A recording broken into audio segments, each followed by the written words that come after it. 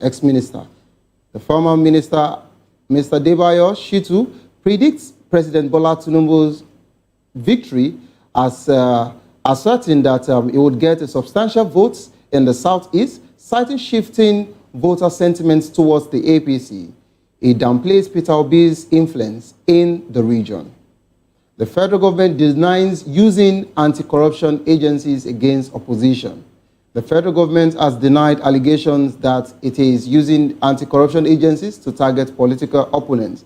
Minister of Information and National Orientation Mohammed Idris said the Tinubu administration maintains a policy of non-interference, allowing anti-graft institutions to operate independently and professionally.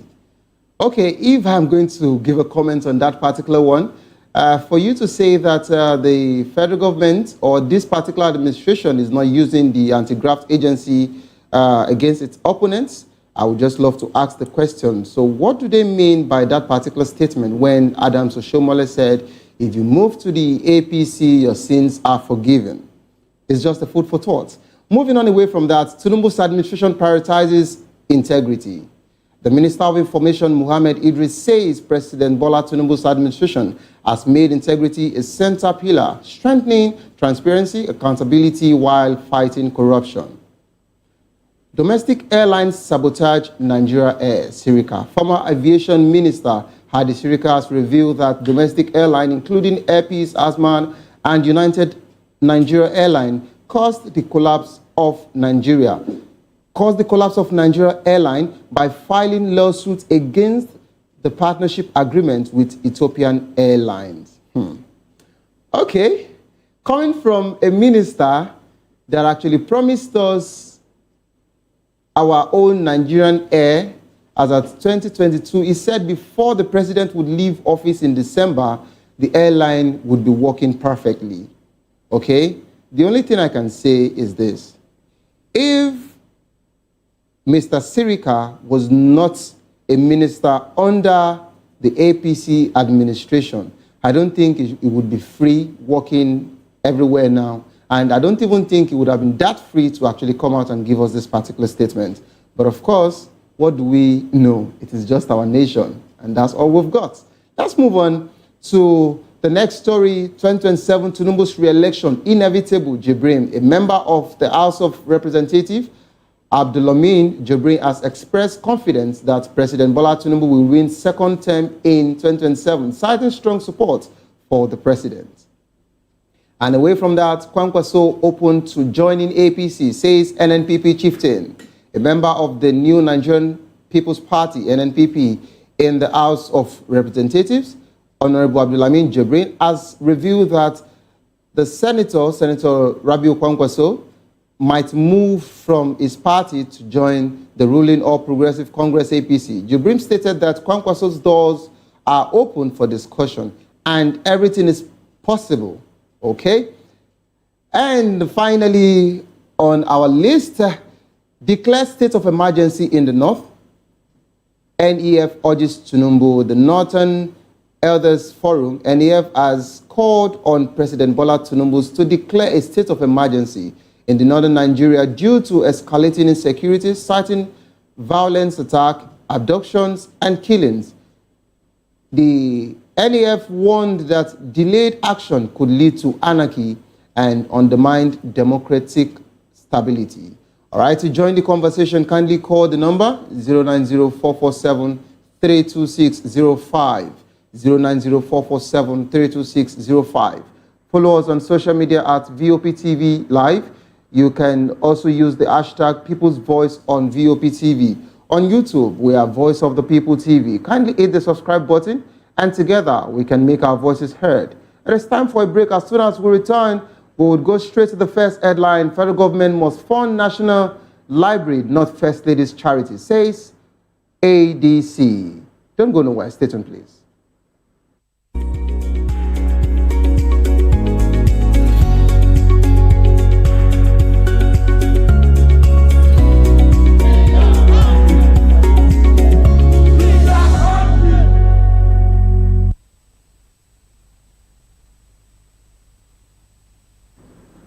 All right, welcome back to the program. It is People's Voice on VOP TV. Straight to the discussion, African Democratic Congress, ADC, has urged the federal government to assume full responsibility for completing the abandoned National Library of Nigeria project in Abuja. The party made this call in response to First Lady Remi Tinubu's intention to support the library's completion as part of our celebrations, part of our birthday celebration. The ADC stressed that the National Library is a national institution that should not be left to private charity, but rather receive adequate funding through budgetary allocations. The party also emphasized that the library is a living repository of our collective memory and intellectual heritage, and its completion is a matter of national importance. So giving this particular thing to a charity is not a good fit for the federal government. And we're now being joined by Barrister Kehinde Fagbemi, a social and political analyst. You're welcome on board, Barrister. Thank you very much, Mr. Savio. How is it going? And how are you feeling? Well, you know, Nigerian issue is quite always a debatable one. And okay. We always have opinions. And that's what makes Nigeria quite an interesting place to be. Okay, so if you're talking about opinions, of course, I know that everyone is entitled to their opinions, but in some cases, when it comes to Nigeria, when it comes to the people, when it comes to democracy, we believe the people's opinion should matter the most. Absolutely. But in a government and in a country where it looks like the people's voice are not heard, in a situation where it looks like the government are not really doing so much in listening to our people, what would you advise the people to do? Well, we'll continue. We have a constitutional ways to go about issues. Okay. And we don't support any other thing that, that is aside from regular dialogues and to make the government always know what is the right thing to do to hear the voice of the people, which is very important. So we keep engaging the government in this kind of positions where the media and every other outfit that can also spread the news to the government to know that this is the position of the people and what they feel about their current position. Okay, before I dive into my first question with you, you saw the video of the First Lady? Absolutely. Okay, coming out to give, we call it a press release, okay, where Her Excellency stated that in coming days, so is her birthday, and she appreciates everyone who would do this, do that, do this, but she knows you would love to do different things, but instead of that, let everybody just come together, get money into a particular account, that her biggest desire or what she feels she wants to do is to fix the National Library. I understand that she's been going to some parts of the nation where insecurity is actually rampage, some places where we have the IDPs, you know, going there to donate some wonderful amounts, okay, under the Renewed Hope agenda, I believe, Renewed Hope charity also. And she's been going there to do all of this particular thing. And in a situation where a First Lady, because this is the first time this is happening, a First Lady coming out to say her birthday wish is for she to do a national, to renovate a national library. Is this our obligation? And if you are to do your birthday, is it okay for a First Lady to come out and tell the people how they are to celebrate her and all of that, you know, giving a specific account? We know you run a charity organization. We know you do things for people. The same way you have been getting sponsors, the same way you have been getting your charity financed, you know, for quite some time now. Why don't you use the same channel instead of coming out to mention this publicly, okay, on national TV? And not only that, you are letting us know that your major job or what you want to do, okay, which is like your birthday request, is for you to fix a national library. Is this our obligation? Is this our duty? And what do you think about that particular video? Thank you. I will start from saying this.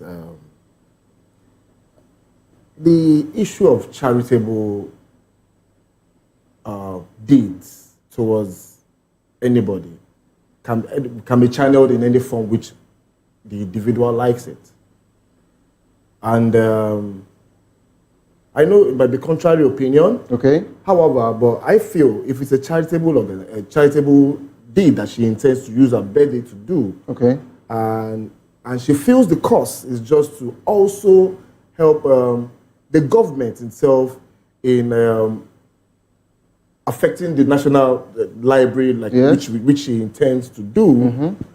To me, I'll personally say that as a laudable step, in regards that on the contrary where we know most of our political people do, when it comes to their birthday, they rather have a grandeur party where everybody comes to show the affluence of what the political class have, and as such, still wasting these general funds which were complaining that the country does not have. okay. So instead of her towing that normal line, which we believe it's the norm for every political class in Nigeria, and she decides to channel her own birthday for a charitable cause, like the national national library, which is something that is quite remarkable for the country, which we are supposed to have. I know it's supposed to be on the national budget of the country. However, if she deems it fit, because Nigeria has a lot of things to attend to, and say, for my birthday cause, let's try and support this. Okay. I think it's something that we should be also encourage. If every political class or politician in this country dedicates and say, for whatever I want to do, I want to give it back to the society, I think we should not frown about that. Okay. All right.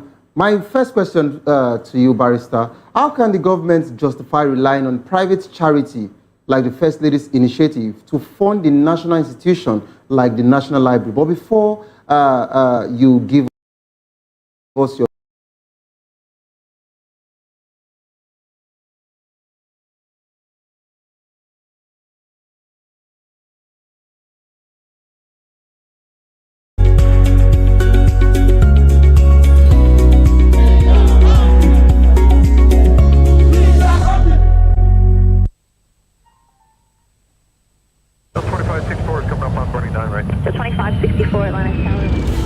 What happens in the hush behind hangar doors? Who signs the papers that gamble with lives? Which truths were grounded before they even ever had wings?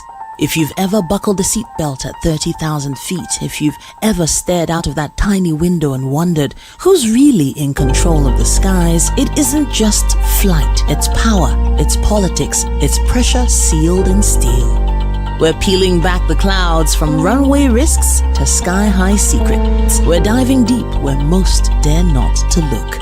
Aviation Scope, every Sunday at 7 p.m. only on Voice of the People TV. We don't just report, we reveal. We don't just ask, we uncover. Because when it comes to the skies, ignorance is turbulence. Aviation Scope, the sky isn't the limit, it's just the beginning.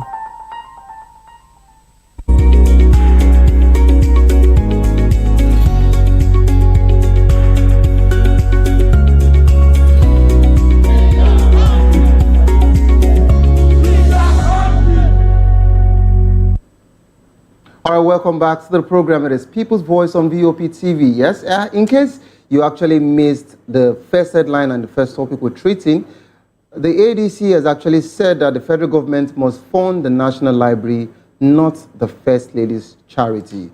And of course, we have Barrister Kehinde Fagbemi here in the studio with us, who would need to do justice to this particular topic. And in case is going other ways, I am here to actually banter with him. It's a free will, you understand, and it's a political program.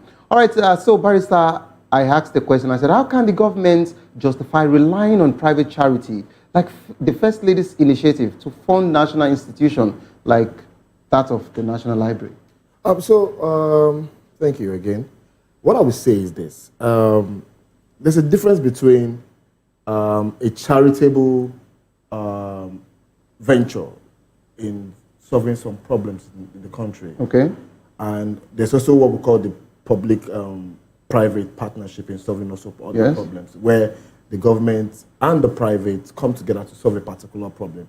They have a kind of ratio of how to do it. But this course the First Lady is doing is entirely a charitable one. When do we now start faulting charitable deeds in Nigeria?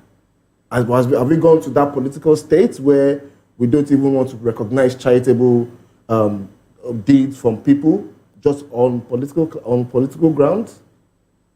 So this is my own position about it. If she's doing it on the charitable cause and for the good cause of the National Library, then I think it's a laudable. Okay, so Barrister, if you're talking about if it is for the good cause, now we understand that we have different charity organizations that go to different parts of the nation to do different things, okay, to donate and, give whatsoever they can to support the people, of course, and they're also helping the government.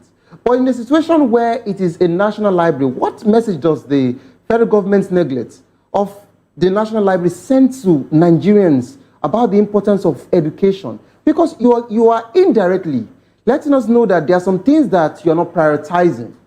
I don't know if you understand.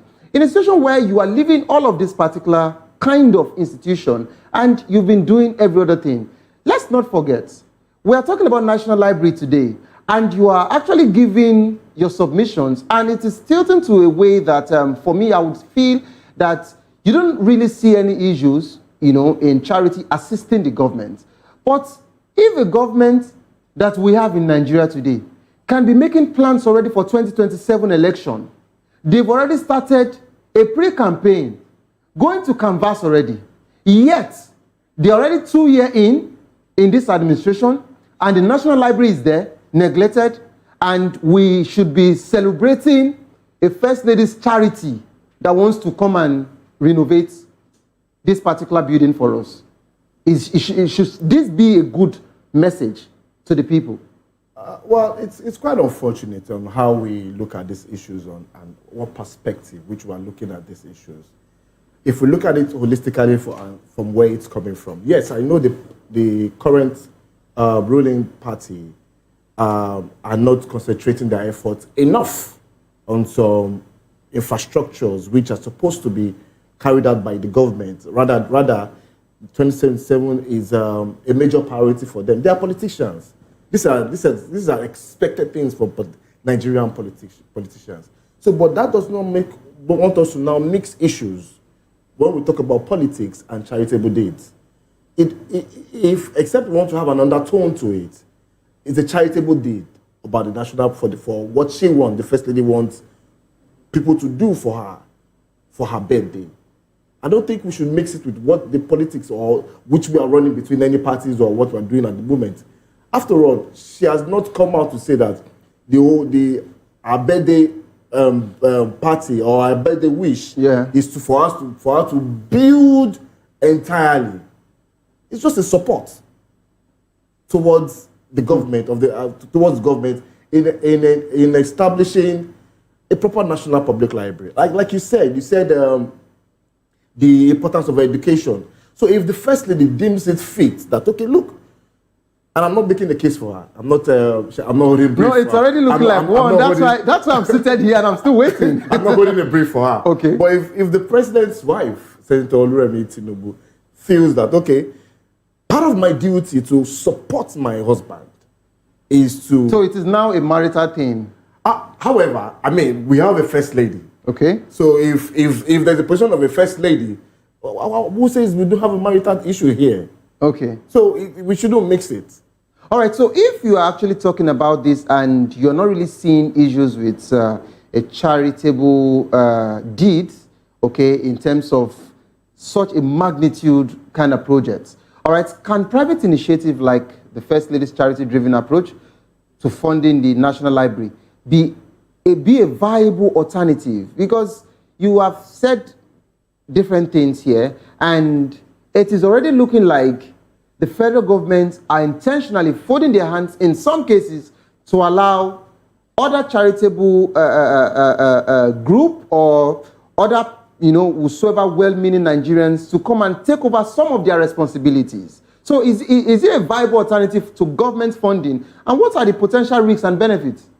It's quite unfortunate that we are the situation in which we are in the country. Charitable gestures should be secluded from political issues.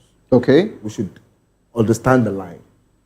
In other climes, we have people donate their wills, what they want, what they have, to a charitable cause that also is supposed to be a government funding.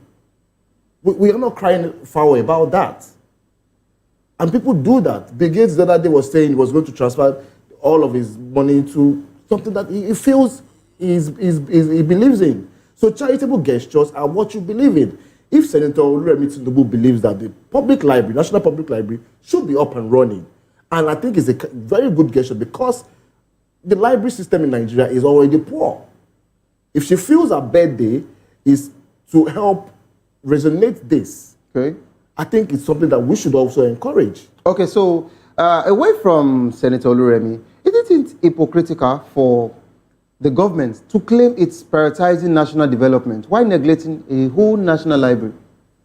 Because if you feel you are actually, prioritizing so many things, you're doing a national development, the other day they talked about how the economy is getting better, the economic stability. They talked about the Lagos Calabar Coastal Road. They've said so much, okay? But while you are doing roads, while you feel you are trying to tackle security, what happens to the educational system in Nigeria? Well, the educational system in Nigeria, that's why we have ministries to look at each of these parastatals, each of the education sector, agric sector, we have ministries for them. However, like you rightly said, if the government is doing the Lagos Coastal Road and doing every other project, almost all the other projects, and we know, and you think the hands are full, if the senator... The hands are not full.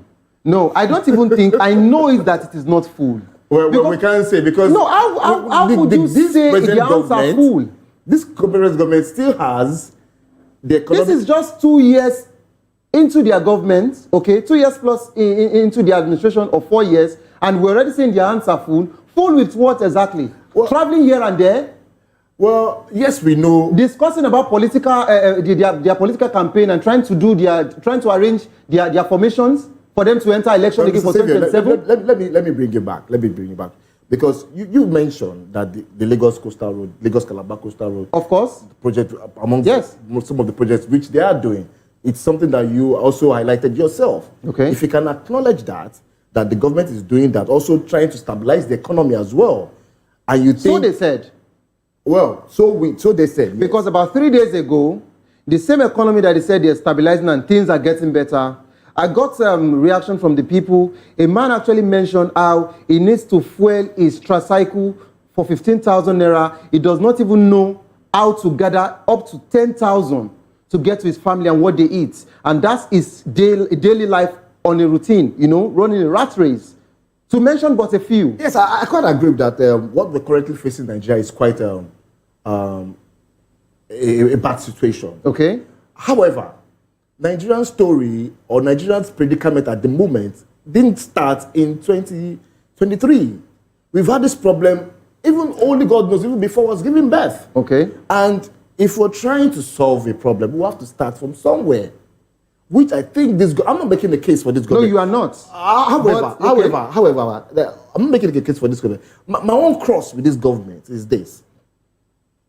If you're telling us to tighten our belts because of economic issues and what we have done in the past, I agree with that. Let's all do that. My only cross is that if everybody is doing that, the political class, those in the executive should also do that.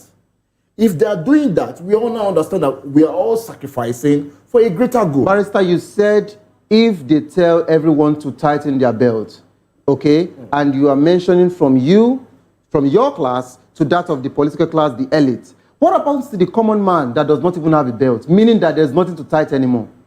Or if at all he has a belt to tie, but he is actually on the last O, or in the last O and is trying to puncture more, and there's nothing left to tie. Okay, let me take you to this particular one. Doesn't the government's lack of funding for National Library reflects a broader lack of investment in educational system. Because if we are talking about, you just said something to me, I mentioned the Lagos-Calabar Coastal Highway, okay? They're trying to work on that. We talked about insecurity, they're dealing with all of that. Now, we believe the government has the budget for every year. They have the budget, okay, and they tell us what they want to do. And after they speak all of the English and we read whatsoever we need to read in the news, implementation is all what we usually wait for to get from them. If you are talking about their hands being full and the educational system is not part of it, don't you think that we are already having a problem in this nation? No, to be honest, to be quite honest with you, the abundant cross I have with the government is prioritizing what is good for the country for them to start with. Like the issue of the education, it should be a major concern. Healthcare system should be a major concern. But if they feel Lagos Coastal Road and Calabar Coastal Road is their own major concern, it's misplaced priority. I understand that clearly. However, we shouldn't mix issues here. The issue we're talking about is a charitable gesture from the First Lady. It should be applauded. So if this is applauded, that means that after this particular one, someone else or the same First Lady, since you said it is marital situation, that means the First Lady should also look into another particular sector and say, oh, since I just did my birthday celebration and you guys celebrated me, you donated money, we have renovated National Library, let us move into, where can we mention, maybe let's go to Lagos and develop their national stadium, or let us look into any other sector and say, this is what we want to do. And gradually, every other charity should come out and help the federal government to do whatsoever they need to do. And sooner than later, a charity will also say, we are fixing Abeokuta Expressway or we are doing Ibadan Expressway for the federal government. Should that be our case? Should it be a thing that we should be expecting? Since it is a charitable thing and we should appreciate the First Lady for doing something for our husband and the nation, then we should be expecting more. Are you saying we should be tilting to that particular angle in this nation? Well, on the contrary, I'm not saying every other thing we're going to achieve in this country should come from a charitable gesture. The government has their responsibility. The word says there's love in sharing. I agree, but the government has their responsibility of what they have to do for governance. Yes, the government has that. And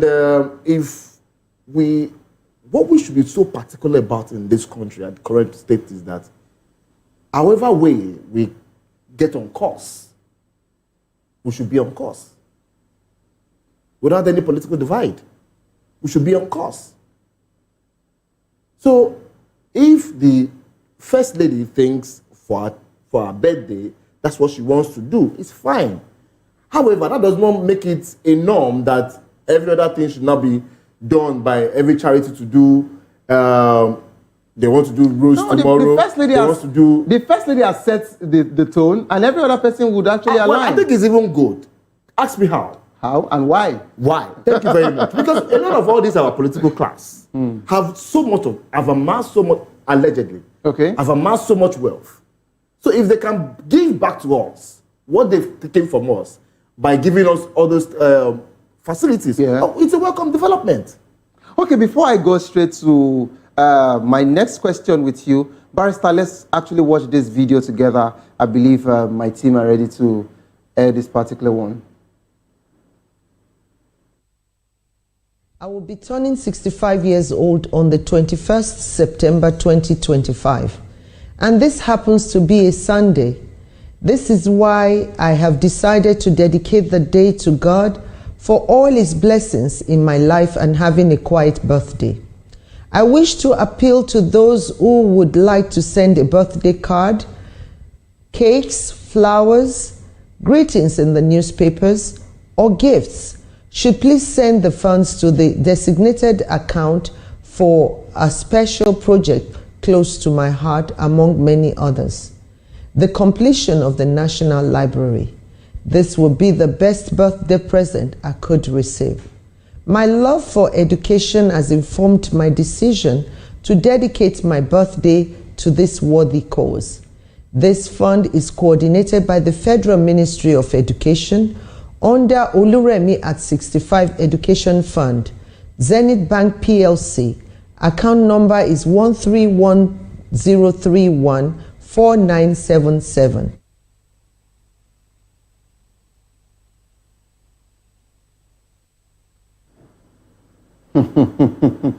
And that is the video. Welcome back to the program, okay? And I believe you've been watching that particular video with me. And that's the video that actually got a lot of us talking, and also the ADC, you know, asking the federal government to do their responsibilities instead of the First Lady's charity organization fixing this for the nation.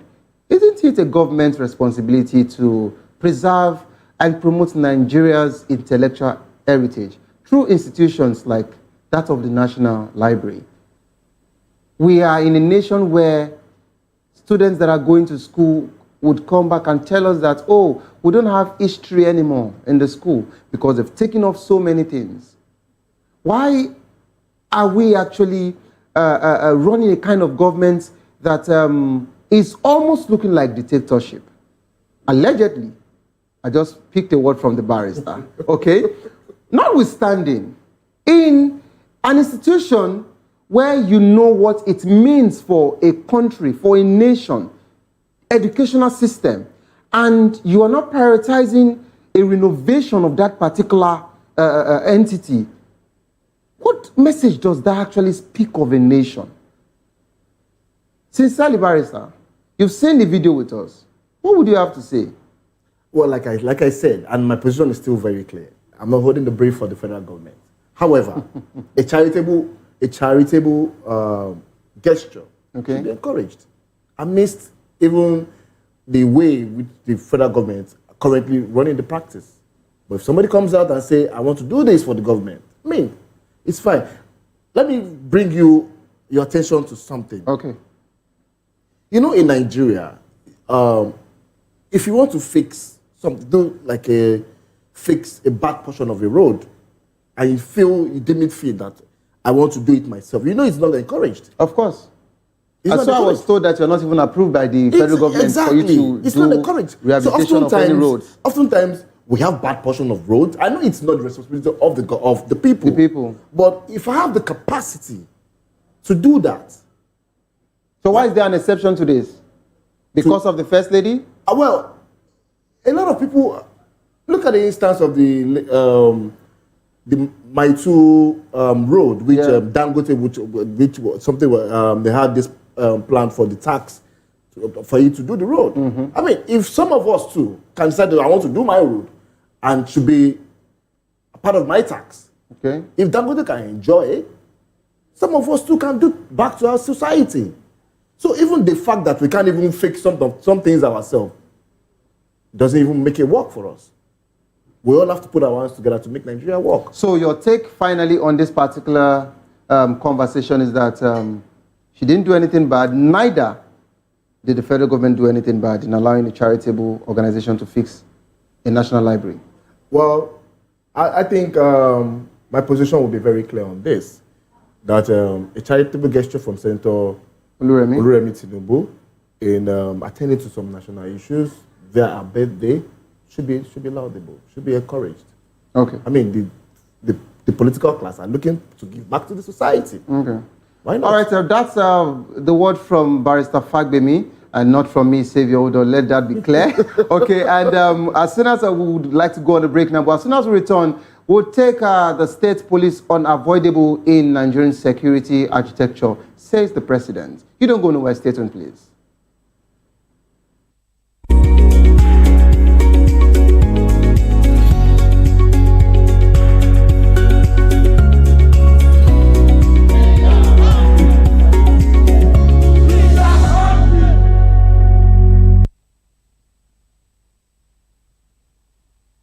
All right, welcome back to the program. It is People's Voice on VOP TV. Yes, and we're set and we're ready. It's getting hotter here, no matter what. All right.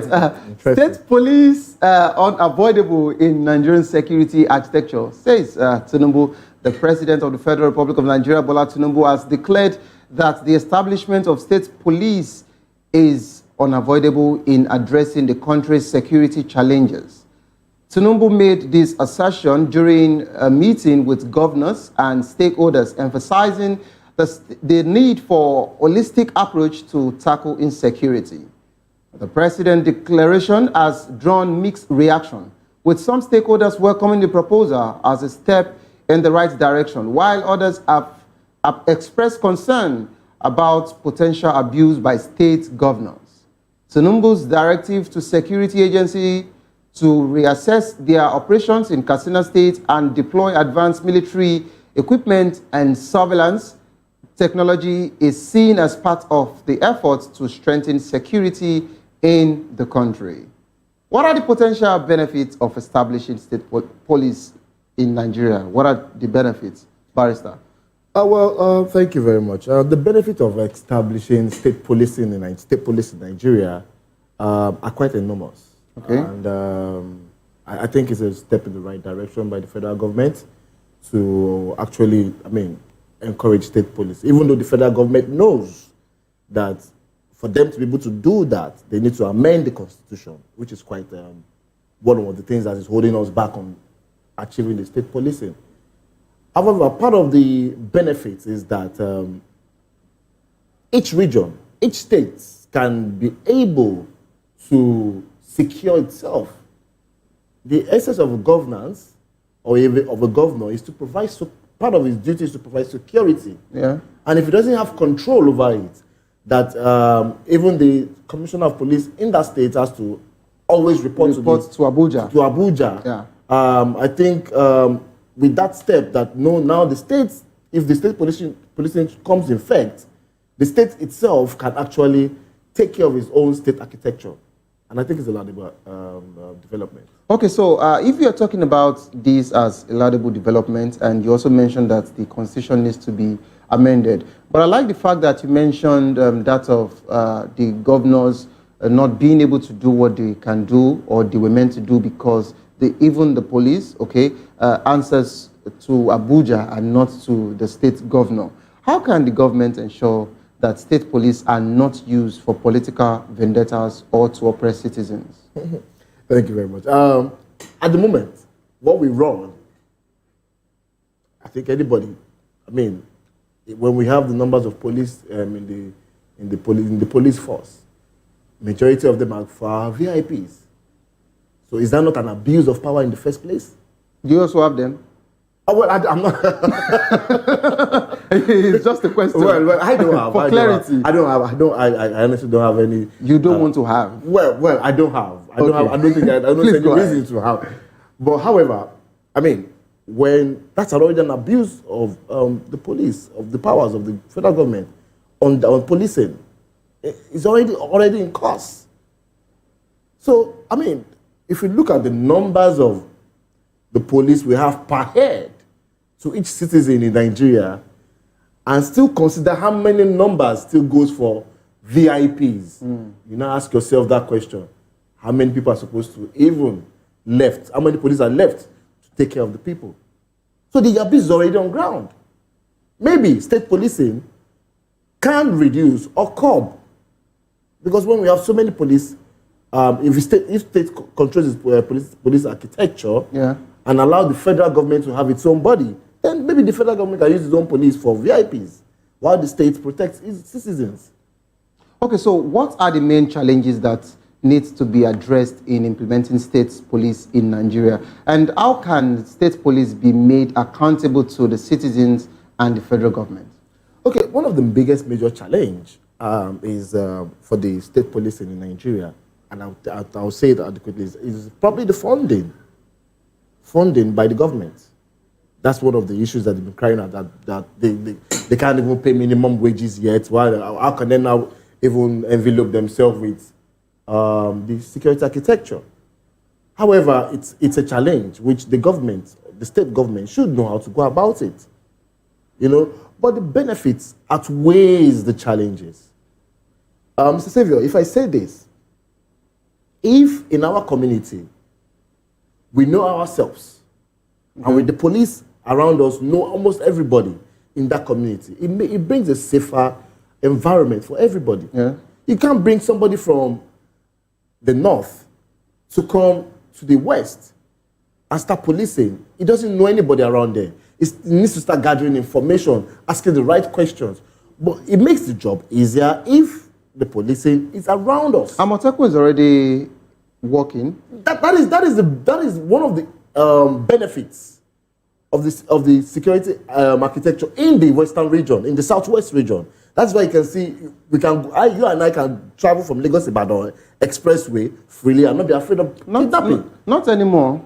In Lagos Ibadan expressway. I was sitting on Lagos Ibadan yesterday, and I saw Amotekun, people, the patrol of Amotekun with the police, which I think makes the road safer. So other climes, other states in Nigeria that don't have this are suffering from this. That's why we have the large extent of banditry and terrorism. Okay, so going to that particular direction, of course, the northeast, the northwest, the south-south, I believe those are the core areas that they've not even done what we call a proof of concept, or they've not even tried a state policing yet. What role do you think the state police can play in addressing the security challenges in Nigeria, particularly in the region in like northwest? To even go further, the people perpetrating these crimes are not ghosts. Okay. They live somewhere. They were giving birth in a particular place. They were nurtured by particular people. Now, state policing now, aside from it giving job creation for the people around that polity, also it makes the policing to be directly down to the lowest cadre. So if you have your uncle who is a policeman and knows people around your area, he knows, we know the tendency of this person can be a threat. So once a crime is committed, they can easily fish out these people.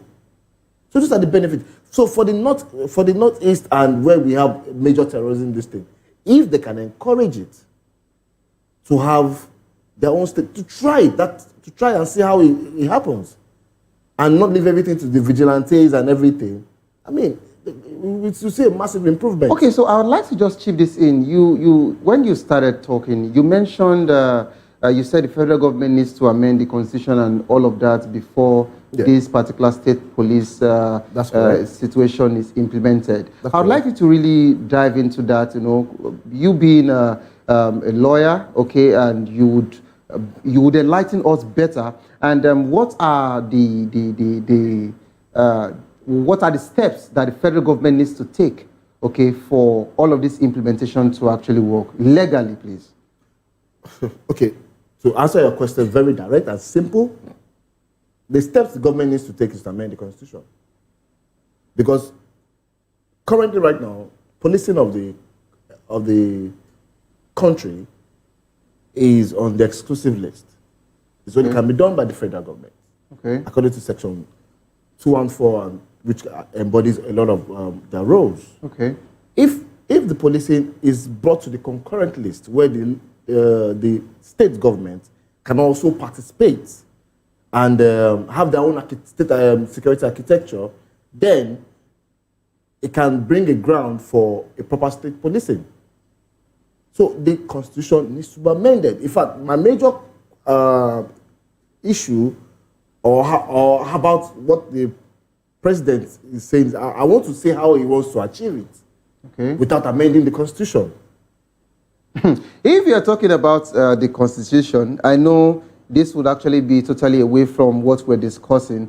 I would just say this allegedly, that some of the things that the federal government or the presidency have been doing of late has not been in line with that of the constitution, because a sole administrator was not meant to conduct a local government poll or even an election to start with. But you can actually see that. You see, there are some circumstances where, I'm not making a case for the federal government, there's some circumstances where things happen.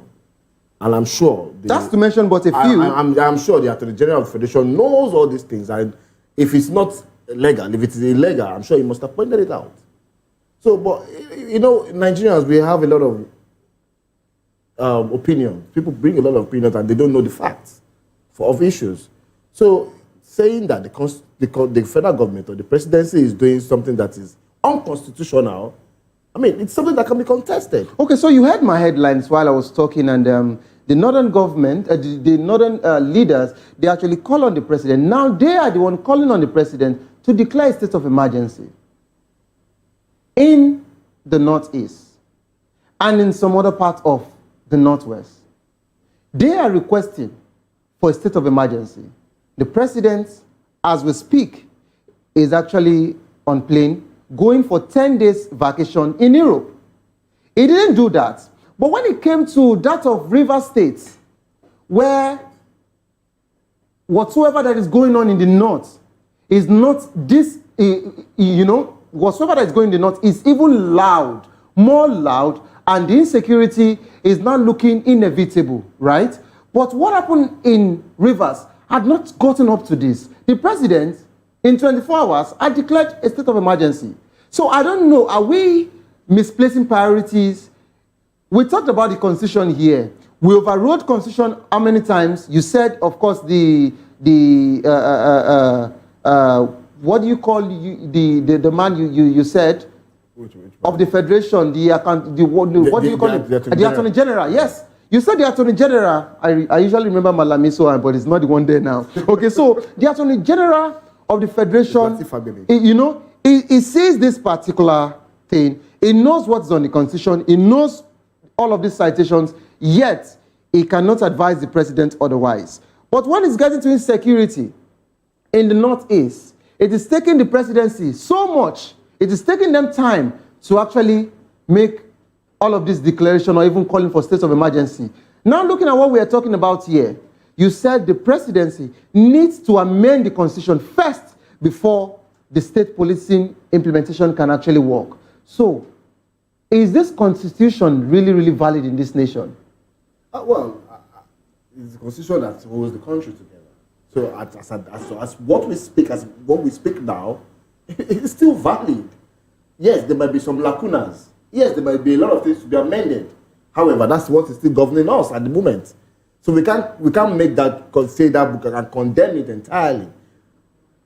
However, just to your issue that you mentioned about the Northeast and the insurgency and the banditry and everything that is going on, if we have to be sincere to ourselves, if we have to be very, very sincere to ourselves, yes, you said the president has gone on under voyage of vacation or whatever. So we saw it. And as usual, everybody lining up to wave. Yes, go ahead, please. Well, we can say that the level of banditry, insecurity, and terrorism in the Northeast or the Northwest is not as resounding as what we have a couple of years ago.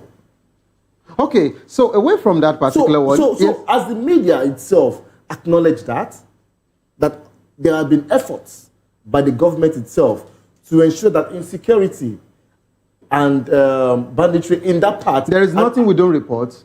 Whenever anything good happens in this administration, or any administration to be precise, we talk about it. And when the things are not going well, we have to also point out on this because we actually amplify people's voice here. Yeah, that is correct. That is the job of the media. However, we both know that the level of insecurity in Nigeria as about 2-3 years ago is not the same level as what we have today. If you have to be sincere, I'm not saying that the government is doing a fantastic job on anything, but at least we can see efforts.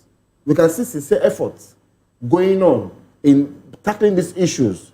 Okay, so thank you so much, Barrister. I will take your statement by saying that the government is making effort and we need more effort from them. Yes. This is how far we can actually go on the show this evening. Of course, thank you so much for joining the program. It is People's Voice on VOP TV. Till I come your way again next time. Don't give up because it is not over. Tough time doesn't last, but tough people do last. Whatsoever you're facing will soon be over, and you will definitely smile again. I remain Savior Udo. Thank you, and bye-bye.